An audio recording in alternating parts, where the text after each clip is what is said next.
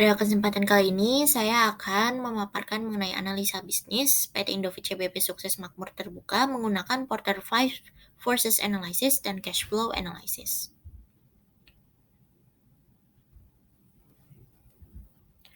PT Indofood CBP Sukses Makmur adalah salah satu perusahaan yang bergerak di bidang sektor consumer goods dalam kategori bisnis yang beragam, termasuk mie, susu, makanan ringan, penyedap makanan, nutrisi, dan makanan khusus dan minuman.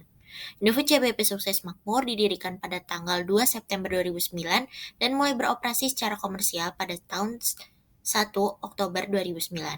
ICBP merupakan hasil pengalihan kegiatan usaha dari divisi mie instan dan divisi penyedap Indofood Sukses Makmur Tbk atau INDEF.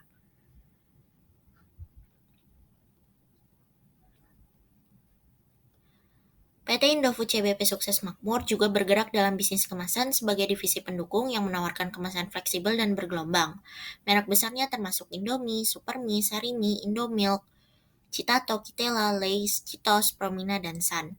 Lalu, beberapa anak perusahaannya meliputi antara lain Indofood Food Industry, SDN BHD, PT Indolakto, PT Indofood Frito-Lay Makmur, PT Indofood Asahi Sukses Beverage, dan PT Surya Rengo Containers. Selanjutnya yaitu latar belakang kasus yang akan dipaparkan. Jadi, perang antara Rusia dan Ukraina berdampak pada kenaikan harga gandum sehingga berpengaruh terhadap penurunan kinerja keuangan emiten konsumen di Indonesia termasuk PT Indofood CBP Sukses Makmur.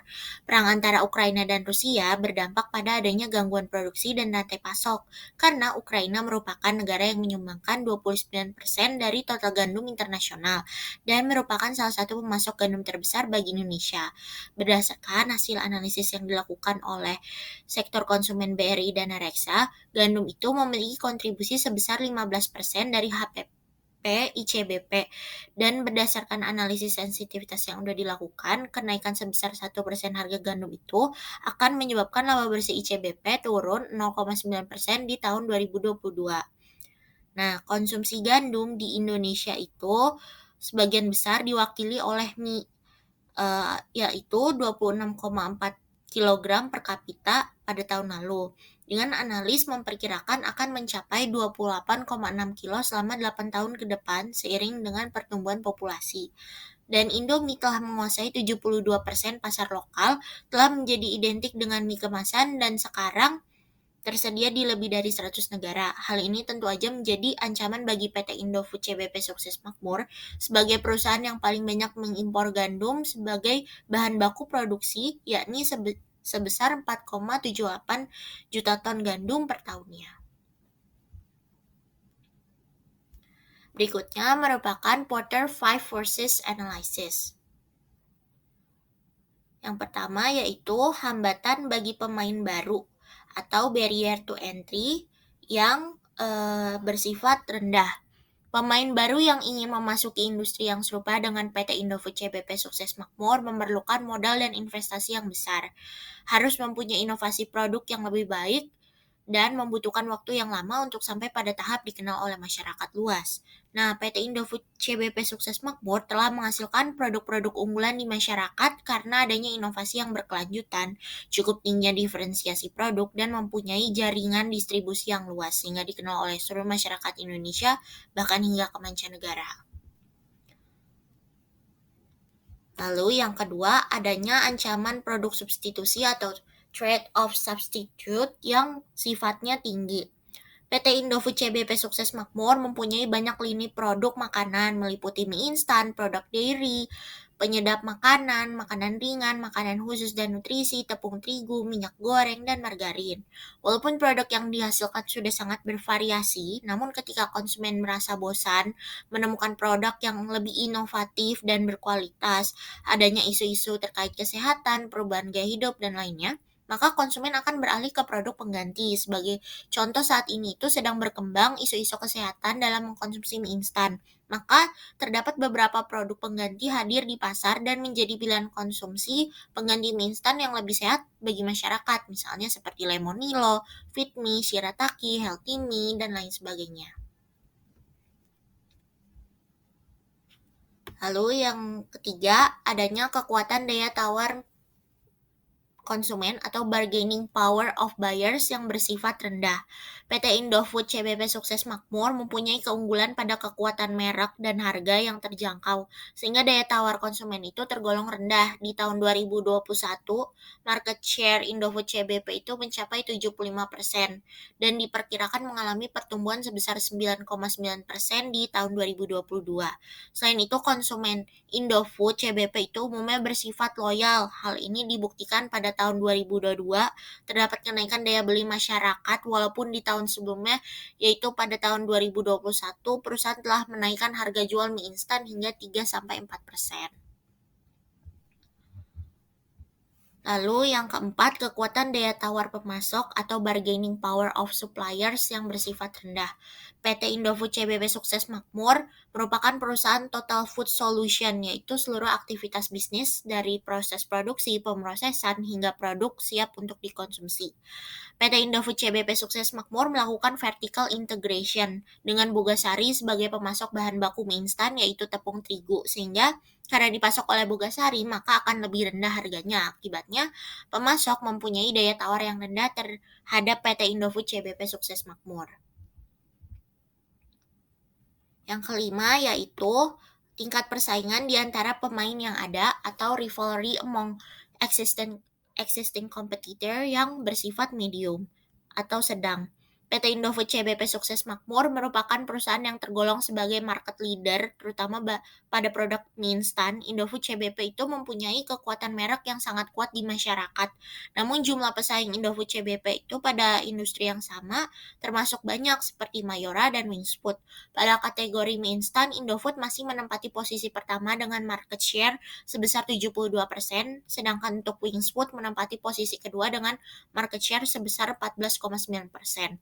Nah, pesaing-pesaing ini melakukan persaingan berdasarkan harga, yaitu menawarkan produk-produk dengan harga di bawah Indofood CBP. Namun, ketatnya persaingan harga tersebut disiasati oleh Indofood CBP dengan menjaga kualitas produk, menghasilkan diferensiasi produk, dan senantiasa melakukan pengembangan produk dan inovasi secara berkelanjutan. Selanjutnya yaitu cash flow analysis.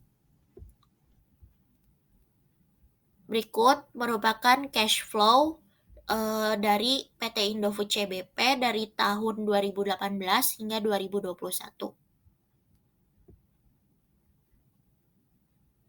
Yang pertama yaitu rasio arus kas operasi. PT Indofood Sukses Makmur pada tahun 2020 yaitu arus kas operasinya senilai 1,01 sehingga mampu membayar kewajiban lancar melalui aktivitas operasi saja. Sedangkan di tahun 2021 yaitu sebesar 0,422 pada belum mampu membayar kewajiban lancar melalui aktivitas operasi saja. Selanjutnya yaitu rasio pengeluaran modal. PT Indofood Sukses Makmur memiliki kemampuan modal yang terus menurun untuk membiayai pengeluaran modal perusahaan.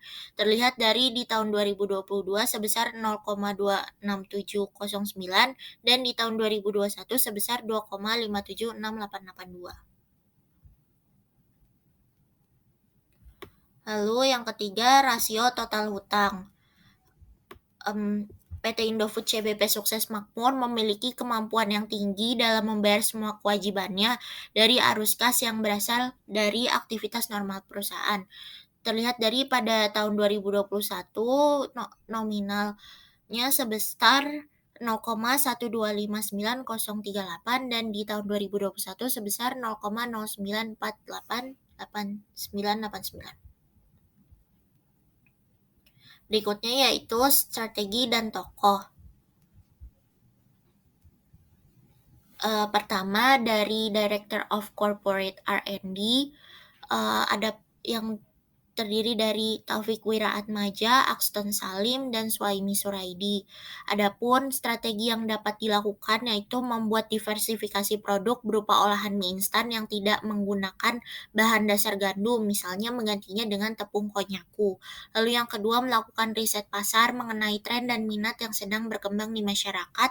Dan yang ketiga, melakukan optimalisasi penggunaan bahan baku kemasan serta mengurangi jumlah waste, di mana sebagian waste diolah kembali menjadi resin untuk menghasilkan bahan baku kemasan daur ulang yang dapat dipergunakan sendiri maupun dijual kepada pihak ketiga. Berikutnya, tokoh berikutnya yaitu Director of Corporate Marketing, yakni Exton Salim. Strategi yang dapat dilakukan yaitu Indofood CBP melakukan prioritas penjualan produk-produk yang ditujukan untuk konsumsi rumah tangga seperti penyedap makanan, sembako, karena penjualannya sedang mengalami peningkatan, lalu memastikan ketersediaan produk dengan terus memasok produk-produk kepada konsumen dengan aman dan tepat waktu. Indofood CBP juga meningkatkan ketersediaan produk-produknya di e-commerce. Lalu selanjutnya yaitu Director of International Operation Unit, yaitu Darmawan Sarsito. Adapun strategi yang dapat dilakukan yaitu melakukan akuisisi kepada Pine Hill Corporation Limited, yang yakni merupakan perusahaan induk yang memiliki 4 anak usaha di bidang pembuatan mie instan untuk di Arab Saudi, Nigeria, Turki, Mesir, Kenya, Maroko, dan Serbia. Lalu yang kedua, melakukan proses produksi sesuai standar internasional untuk menghasilkan produk makanan yang bermutu, aman, halal untuk dikonsumsi. Dan aspek kesegaran, higienis, kandungan gizi, rasa praktis, aman, dan halal senantiasa menjadi prioritas perusahaan untuk menjamin mutu produk yang selalu prima. Dan yang terakhir, dari Head of Corporate Treasury yaitu Rusmin Kasim dan Susanto Sentausa, adapun strategi yang dapat dilakukan yaitu dalam menghadapi kenaikan harga gandum, maka dapat melakukan menaikkan harga produk. Selain itu, hal yang dapat dilakukan yaitu memantau pergerakan harga komoditas dengan berbagai faktor yang dipertimbangkan seperti harga bahan baku, kondisi ekonomi, daya beli masyarakat, dan kompetisi di pasar. Adapun berdasarkan hasil analisis ketiga rasio yang dilakukan, walaupun mengalami fluktuasi bahkan cenderung mengalami penurunan, namun Indofood CBP tetap dapat melakukan investasi dan membayar kewajiban lancar perusahaan. Sekian pemaparan analisa bisnis Indofood CBP dari saya. Terima kasih.